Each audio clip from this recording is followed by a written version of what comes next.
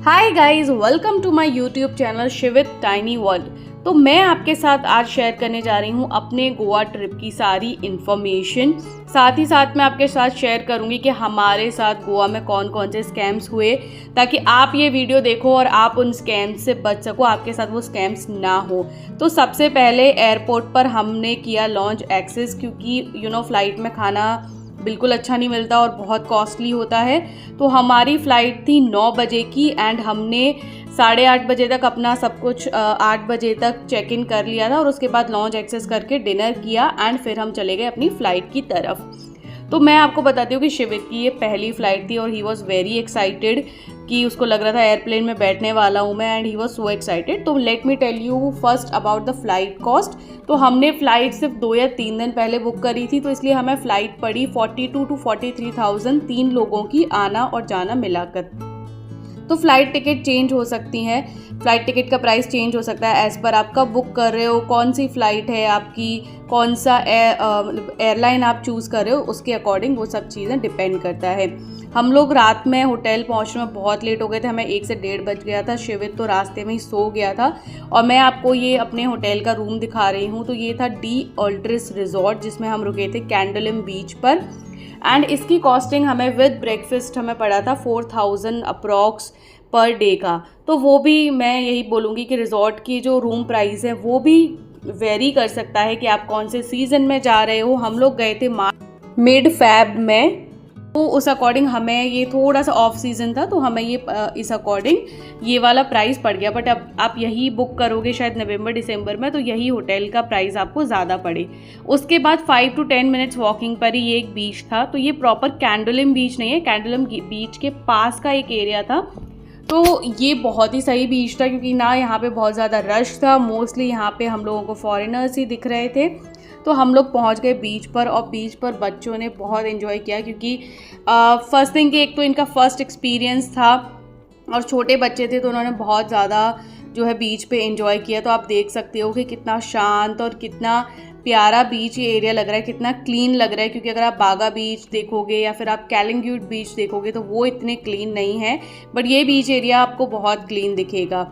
साथ ही साथ हम बच्चों के प्ले सेट भी ले गए थे खुद से ही, बट वहाँ पे भी हर शॉप पे प्ले सेट, ये जो बीच प्ले सेट होता है वो मिल रहा था। तो इतना इसके लिए वरी करने की ज़रूरत नहीं है। अगर आप नहीं भी ले गए हो तो आप वहाँ से ख़रीद सकते हो। हर बीच के पास आपको गोवा में इस तरह का सिटिंग एरिया दिख जाएगा। तो कहीं कहीं पे ये लोग सिटिंग इसमें बैठने के चार्जेस लेते हैं, जैसे 200 पर आवर या 300 पर आवर। थोड़ा सा आपको बार्गिन करना पड़ता है। बट यहाँ पे जब हम बैठे थे तो हमें कुछ भी एक्स्ट्रा चार्जेस पे नहीं करने पड़े। हमने जो ऑर्डर किया, उन्होंने कहा बस आपको कुछ ना कुछ आपको हमारे शेक से ऑर्डर करना पड़ेगा, तो हमने वो ऑर्डर कर लिया। फिर शाम को हम लोग निकल गए बागा बीच पे, और हमने कैंडोलिम से जो टैक्सी करी उसका कॉस्ट था 500 रुपीज़। तो वहाँ पे जो है एक ये ख़राब चीज़ भी है कि वहाँ पे ऊबर ओला नहीं चलती, क्योंकि अगर ऊबर ओला चलने लग जाएगी तो उनका जो लोकल टैक्सी का है या जो रेंट पे लोग कार लेते हैं, स्कूटी लेते हैं, उसका जो बिज़नेस है वो कम हो जाएगा। उस वजह से यहाँ पे ऊबर ओला नहीं चलती। हमने फर्स्ट डे कोई भी जो कार है वो रेंट पे नहीं ली थी, क्योंकि हमें सिर्फ शाम को एक बार घूमने जाना था। एंड नेक्स्ट डे हमारा पूरे दिन का प्लान था कि हमने पूरे दिन का एक पैकेज ले लिया था, जिसमें काफ़ी सारी एक्टिविटीज़ थी कि वो हमें सारी एक्टिविटीज़ वहाँ पे कराएगा। तो पहले मैं आपको दिखा देती हूँ ये बागा बीच वाला एरिया। यहाँ पे बहुत सारी शॉप्स थी जिनसे आप शॉपिंग कर सकते हो, खा पी सकते हो। बहुत सारे शेक्स थे जिन पे आप इंजॉय कर सकते हो गोवा में। उसके बाद ये बागा बीच से लेकर कैलिंगुट बीच पे यहाँ पे आपको ये हर छोटे छोटे शेक दिखेंगे जिन पे म्यूज़िक चलता रहता है।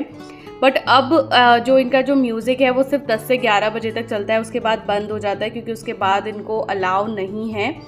एंड यहाँ पे आप किसी में भी बैठ सकते हो, ऑलमोस्ट मुझे लगता है सेम ही होते हैं। वही आपका एक मतलब डिपेंड करता है आप क्या ऑर्डर कर रहे हो, उसके अकॉर्डिंग प्राइस आता है। प्राइस इनका थोड़ा सा ज़्यादा तो रहता है, बट ऐसा नहीं कि बहुत ज़्यादा रहता है।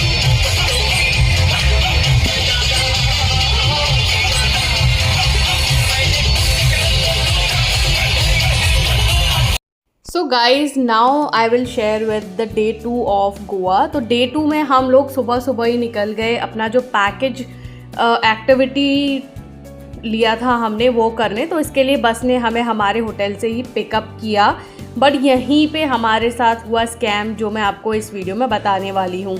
तो ये जो है कैंडलिम के पास ही एक पॉइंट था जहाँ से बोट ने हमें पिकअप, मतलब पहले बस ने पिकअप किया, वहाँ पे बस ने ड्रॉप किया, देन बोट से हम लोग गए the other side of Goa, basically जहाँ पे जो एयरपोर्ट वाली साइड है वो वहाँ पर हमको लेकर गया। पहली बात तो 1 घंटे बोट से, जिसमें हम लोग बिल्कुल परेशान हो गए, क्योंकि हम लोगों को, नॉर्थ साइड के लोगों को सी की इतनी आदत नहीं होती, इतना अप डाउन हो रही थी बोट, उसकी वजह से काफ़ी लोगों की हमारे साथ जो थे उनकी तबीयत भी थोड़ी थोड़ी ख़राब हो गई।